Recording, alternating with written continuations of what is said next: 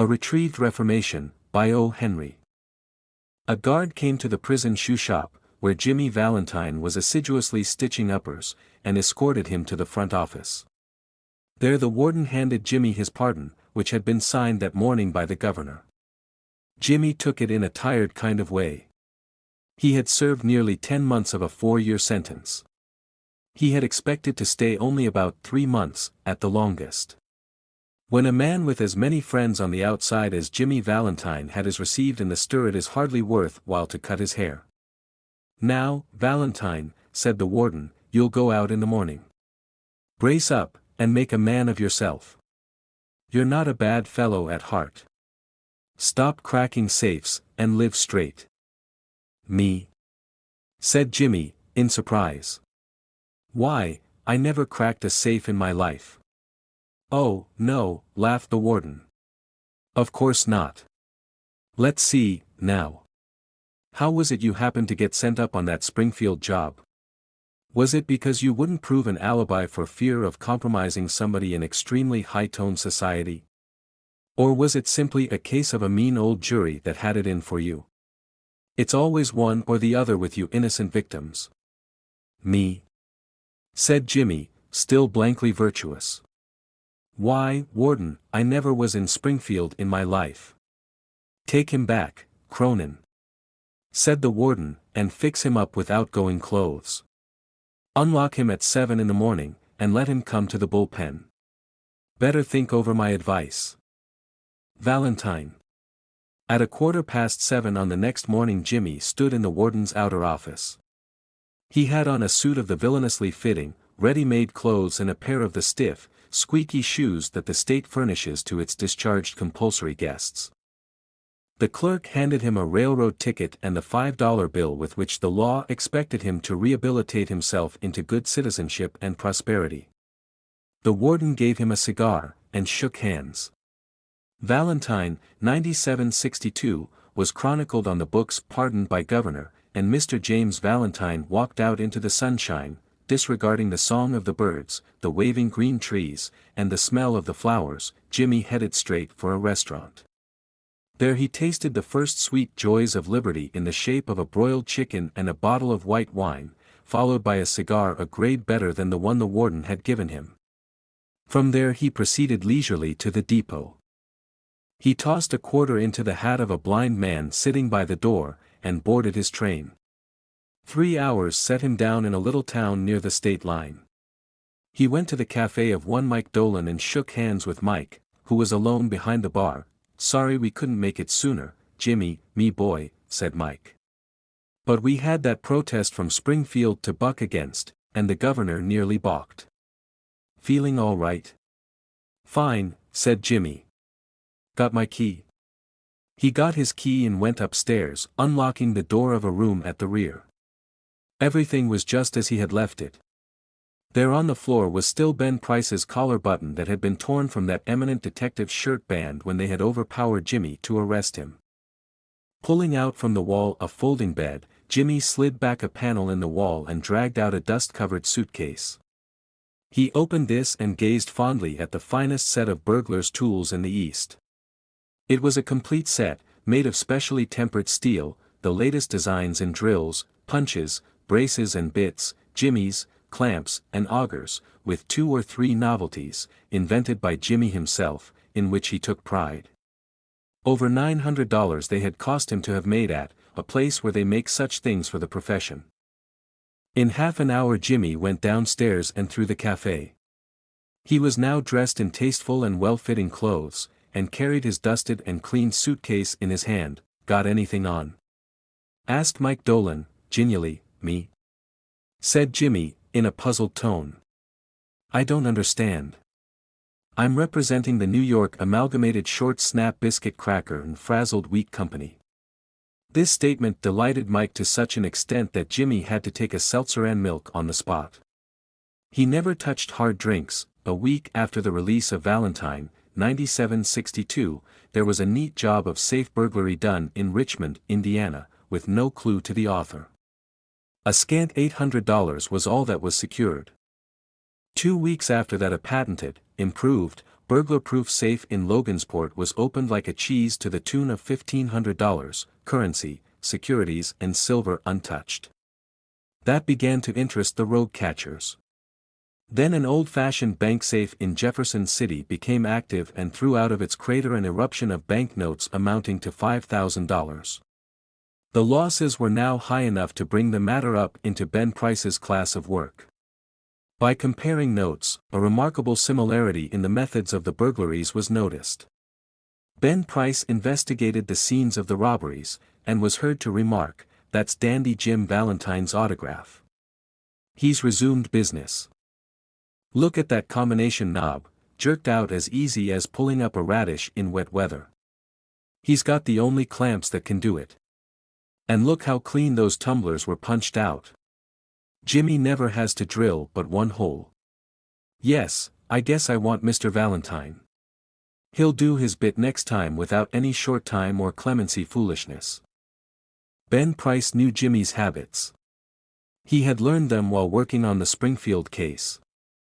Long jumps, quick getaways, no Confederates, and a taste for good society, these ways had helped Mr. Valentine to become noted as a successful dodger of retribution. It was given out that Ben Price had taken up the trail of the elusive cracksman, and other people with burglar-proof safes felt more at ease. One afternoon Jimmy Valentine in his suitcase climbed out of the mail hack in Elmore, a little town 5 miles off the railroad down in the blackjack country of Arkansas.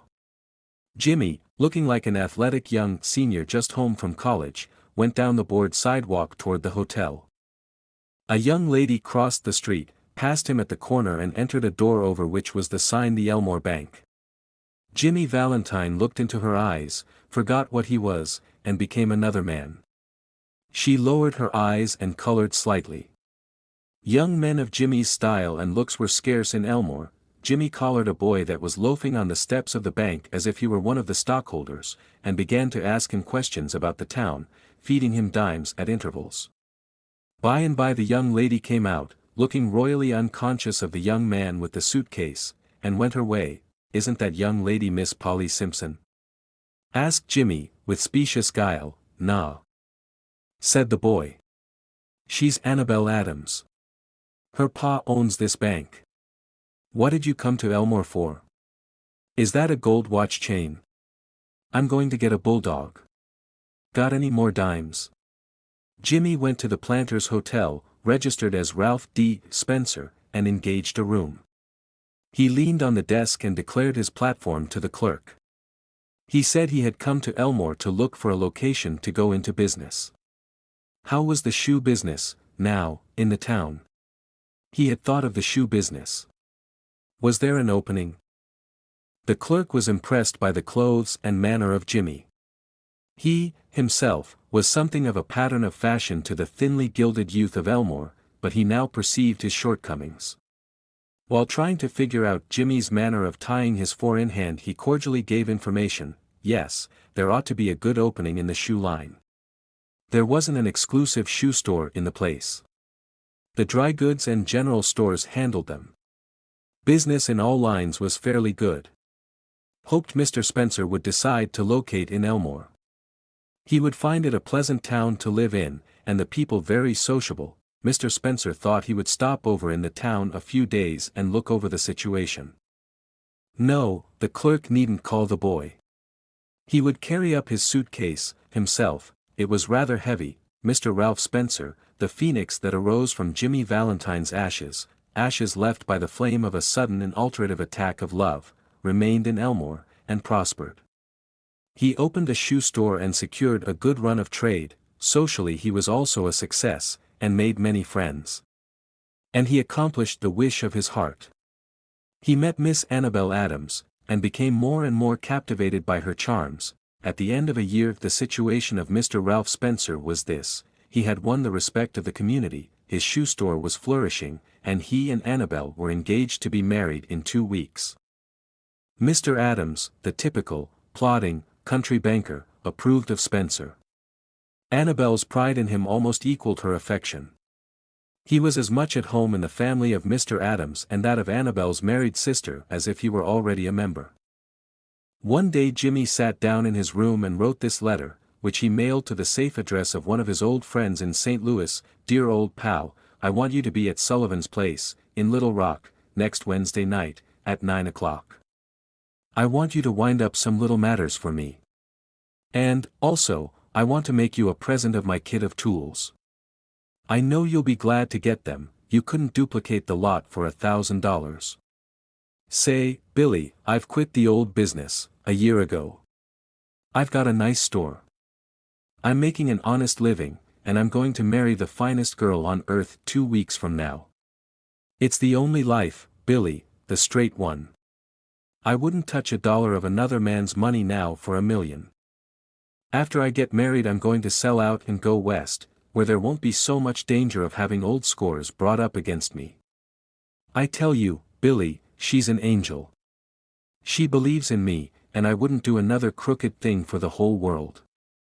Be sure to be at Sully's, for I must see you. I'll bring along the tools with me, your old friend, Jimmy. On the Monday night after Jimmy wrote this letter, Ben Price jogged unobtrusively into Elmore in a livery buggy. He lounged about town in his quiet way until he found out what he wanted to know.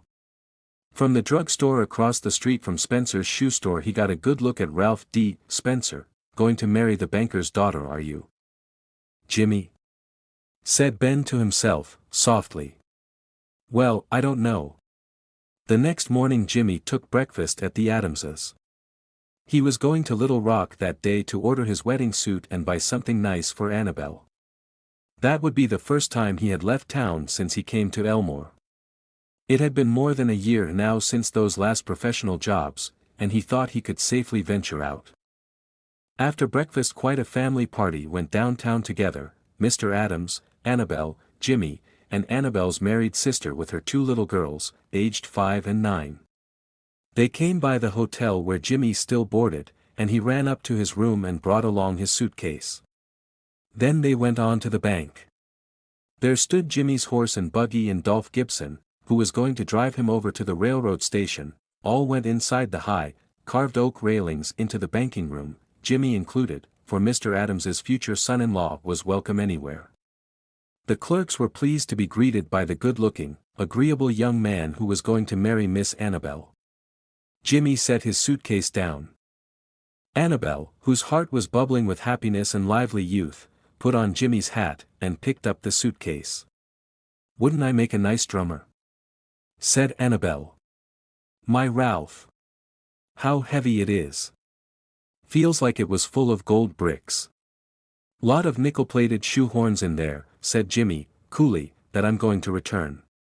Thought I'd save express charges by taking them up. I'm getting awfully economical. The Elmore Bank had just put in a new safe and vault. Mr. Adams was very proud of it, and insisted on an inspection by everyone. The vault was a small one, but it had a new, patented door. It fastened with 3 solid steel bolts thrown simultaneously with a single handle, and had a time lock. Mr. Adams beamingly explained its workings to Mr. Spencer, who showed a courteous but not too intelligent interest. The 2 children, May and Agatha, were delighted by the shining metal and funny clock and knobs. While they were thus engaged Ben Price sauntered in and leaned on his elbow, looking casually inside between the railings. He told the teller that he didn't want anything, he was just waiting for a man he knew. Suddenly there was a scream or two from the women, and a commotion.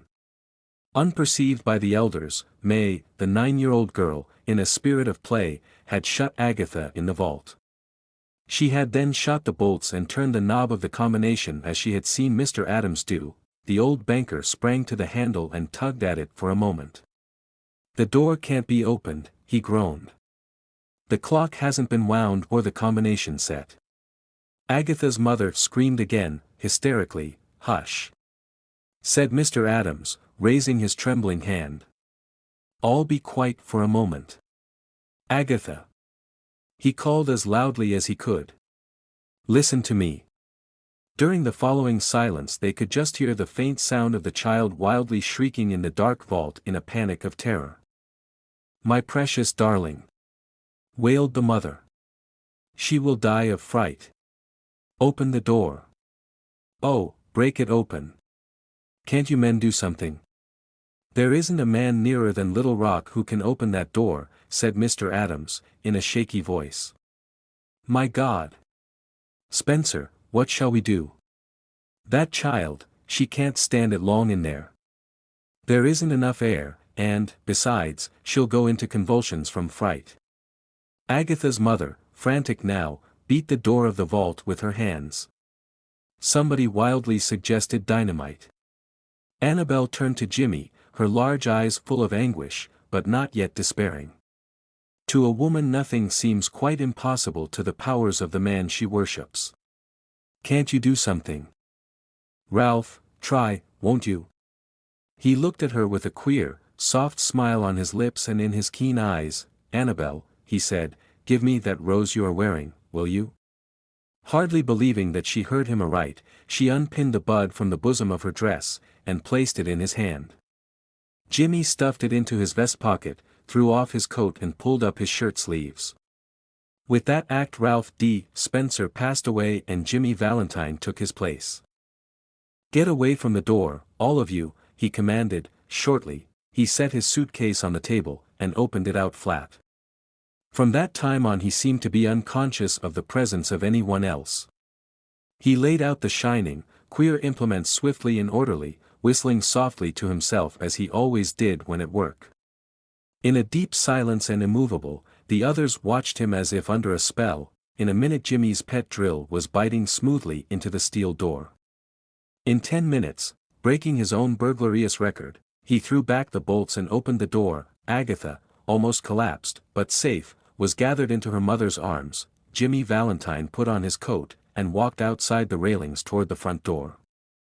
As he went he thought he heard a faraway voice that he once knew call Ralph.